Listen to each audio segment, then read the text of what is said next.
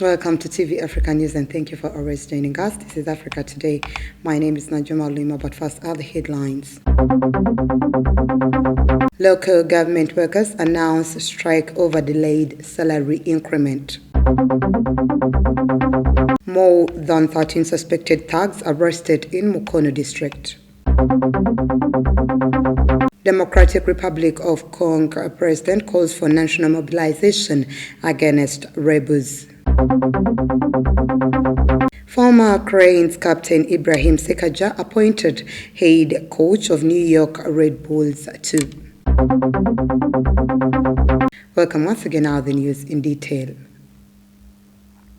Local government workers under their umbrella body, the Uganda Local Government Workers Union, have resolved to lay down their tools starting July 6, 2022, midnight over salary increment. We have more. The workers accused government of failure to enhance their salaries as agreed in the Collective Bargaining Act 2018. According to the agreement, government was supposed to increase salaries for all public servants, including those of local government. Part of the proposed salary structure shows that salary for the chief administrative officer was to be increased from current pay of 2.3 million shillings to 15 million shillings, while that of deputy cow from shillings 2 million to shillings 14.5 million. That of support staff, mainly attendants, was to be increased from 187,600 to shillings 1.7 million. In the agreement, it was also agreed that salary disparities in the public service be addressed since all servants have same qualifications, work same hours, pay the same bills, among other reasons.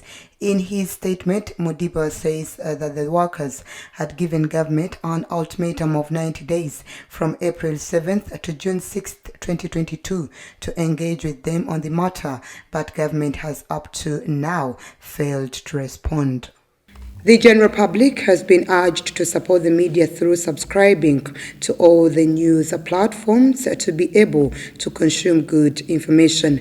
The call was made by Abbas Mpindi, the CEO of Media Challenge Initiative, at the launch of Solutions Now Africa Newsroom. Nalugo has more.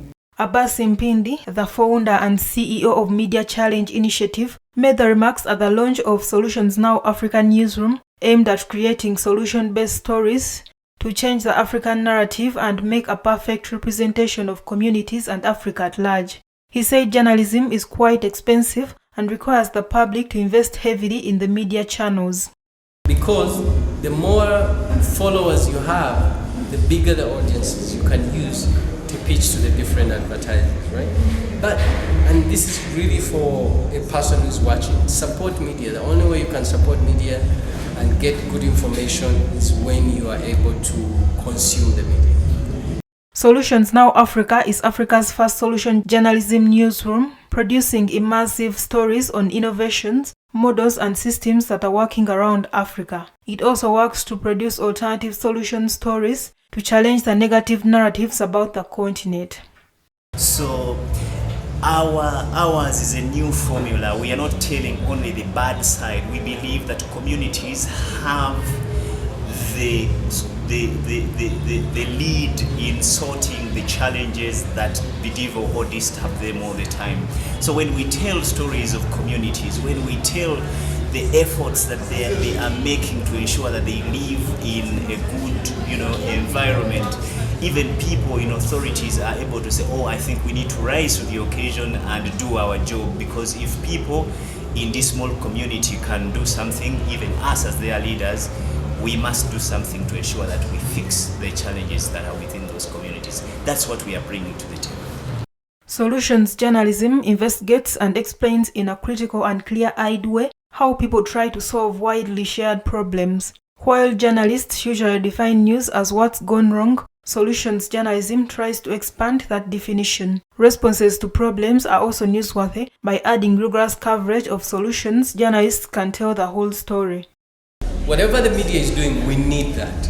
But we're saying, the media is also doing certain stories that are solutions. Definitely. But it's not a habit. It's not consistent. can we make it more consistent? Can we show, because Ugandans are also tired of seeing the same.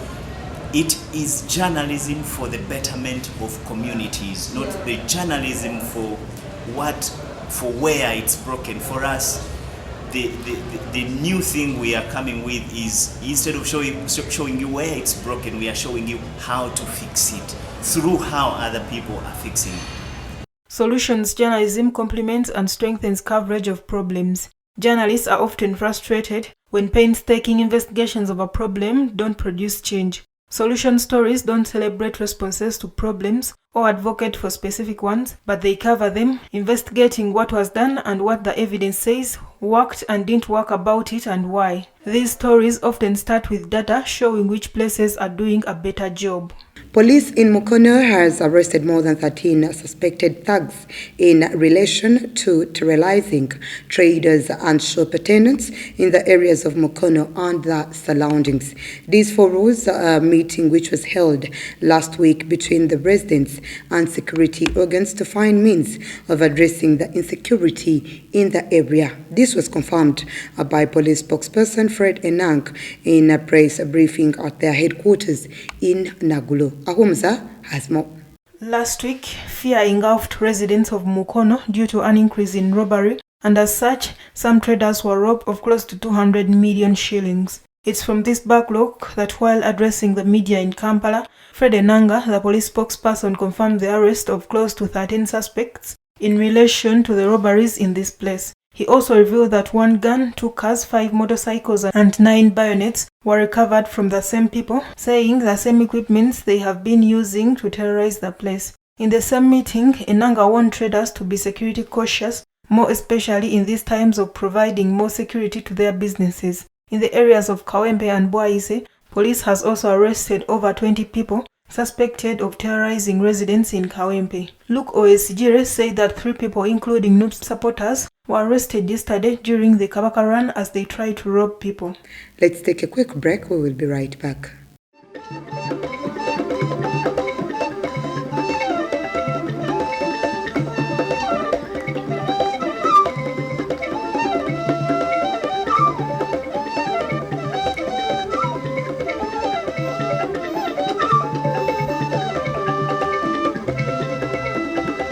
Welcome back. You're still watching TV Africa News, the right to know. The President of the Democratic Republic of Congo, Felix Tshisekedi, on Thursday called for a national mobilization against the armed aggression by the rebels of the March 23 movement. Let's take a look. President Felix Tshisekedi made the remark on the occasion of the celebration of the 62nd anniversary of the country's independence on 30th June 1960. A recent resurgence of the M23 rebels has escalated tensions and conflict in the eastern DRC, leading to a dramatic increase in civilian casualties and displacement. During the third East African Community Heads of State conclave on June 20th, leaders agreed to deploy a regional force to stabilize and secure peace in the DRC. On the other hand, the remains of Congo's independence hero and first Prime Minister Patrice Lumumba were laid to rest in Kinshasa on Thursday amid honors including a procession through the capital, military salutes and music in front of thousands of people. Congo's President Felix Tshisekedi saluted Lumumba, calling him a humanist who made the ultimate sacrifice for his country. Moving on, Burundi celebrated the 60th anniversary of its independence in Bujumbura with a military parade and guests of honor from around the world. The Burundian President Evariste Ndayishimiye during the independence ceremony hailed the new Burundi after 6 years and further advocated for a better tomorrow for the Central African country. President Ndayishimiye further reckoned the underdevelopment status of the country, linking colonizations as the root of ethnical vices like wars. This, according to Evariste Ndayishimiye, has relegated the country to the bottom of the economic ladder. Burundi is ranked as the poorest country in the world by the World Bank. Ndayishimiye further warned individuals who propagate instability against doing so, and further warned Western countries against harboring such individuals. Ndayishimiye was elected in May 2020, raising hopes that the iron fist and repressive state would open up, which have since been dashed. Away from that, South Africans are struggling in the dark to cope with increased power cuts that have hit households and businesses across the country. The country is looking to increase power production from solar and other renewable sources. The rolling power cuts have been experienced for years, but this week the country's state-owned power utility Eskom extended them so that some residents and businesses have gone without power for more than 9 hours a day. A strike by Eskom workers added to the utilities woes, including breakdowns of its aging coal-fired power plants, insufficient generation capacity and corruption, according to experts. The prolonged power cuts are hitting South Africans in the winter months of the Southern Hemisphere, when many households rely on electricity for heat, light and cooking. Small and large businesses have had to close down for prolonged periods or spread large amounts of diesel fuel to operate generators. Anger and frustration is widespread among business owners and customers at the power cuts, which Eskom calls load shedding. Germany and Nigeria are set to venture into an agreement to pave way for the return of centuries-old sculptures known as the Benin bronzes that were taken from Africa in the 19th century and displayed in German museums and elsewhere. Governments and museums in Europe and North America have increasingly sought to resolve ownership disputes over objects looted during colonial times. British colonial expeditions stole the bas relief bronzes along with many other treasures in 1897 from the royal palace of the Kingdom of Benin in what's now southern Nigeria. The Prussian Cultural Heritage Foundation, an authority that oversees many of Berlin's museums, announced last year that it was beginning formal negotiations on returning pieces that are in its collection. Many of them dated from the 16th to the 18th centuries. The Memorandum of Understanding will be signed by German Foreign Minister Annalena Baerbock and Culture Minister Claudio Roth, as well as Nigeria's Culture Minister Lai Mohammed and Minister of State for Foreign Affairs Zubairu Dada. Final details of the restitution have yet to be announced, but the Prussian Cultural Heritage Foundation says it expects to keep some of the bronzes on loan from Nigeria. Let's once again take a quick break. We will be right back.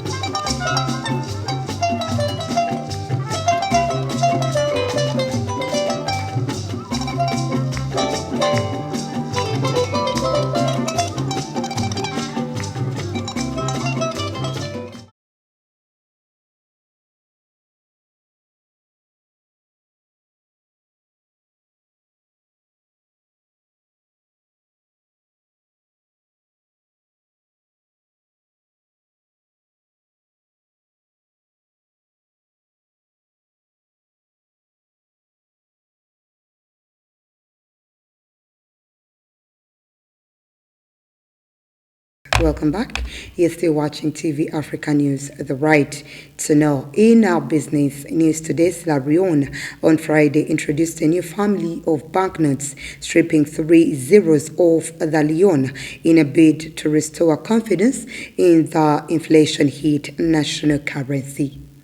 The Bank of Sierra Leone announced the move last August, insisting the public's purchasing power would not be affected by the change. President Julius Maada said at ceremonies at the central bank, where the new bills were unveiled, that they have removed 3 zeros from their banknotes, but the money value remained unchanged. A note of 10 new leons is the equivalent of a note of 10,000 old leons, which changes hands for around 75 US cents. Year on year, inflation in the West African state was 24.87% in May, according to the National Statistics Agency. Rising prices had driven the printing of banknotes, resulting in a mountain of paper money that is costly to sustain and unwieldy for the public. On Friday, customers braving the rain queued at commercial banks to swap their old banknotes for new ones.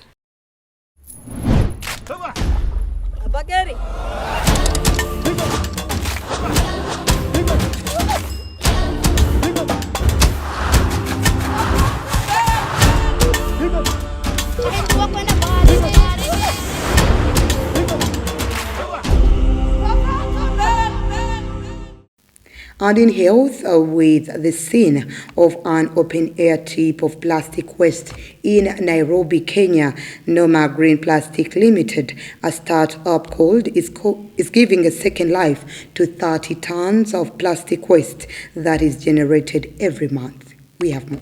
According to the UN Environment Programme, 400 million tons of plastic waste is generated each year. 7 employees collect it from various dumps, sort it and heat it using thermoregulated equipment through molds. They then take shape into poles, tiles, table beams, and other pieces of outdoor furniture, a little hope for the planet. According to Mugo Macharia, founder of Noma Green Plastic Limited, they believe that they contribute to the action of climate change in 2 ways. One being that they clean up the environment, take the waste plastic from landfills, and the second one being that their products are very great substitutes for wood, which can save the environment from deforestation. Mugo said that he started the venture not only to help clean the excess plastic dumped in the environment, but also to give it a more authentic purpose, like turning it into benches and tables.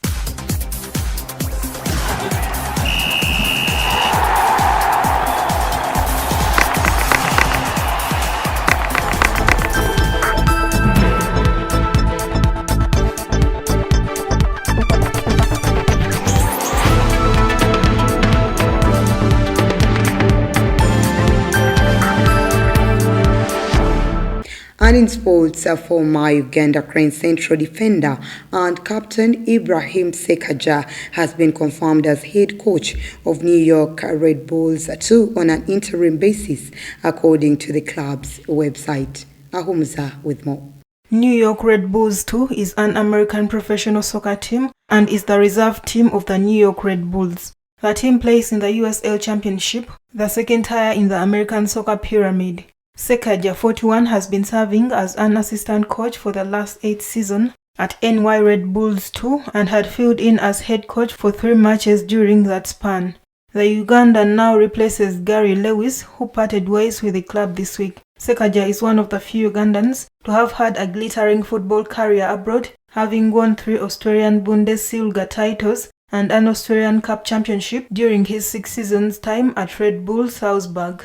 The defender, who started his professional football at KCC, now KCC AFC, joined the USL side Red Bulls in 2013, making 33 appearances with the club before retiring in 2015. That was the news. Thank you for always keeping it TV Africa. Please do stay tuned.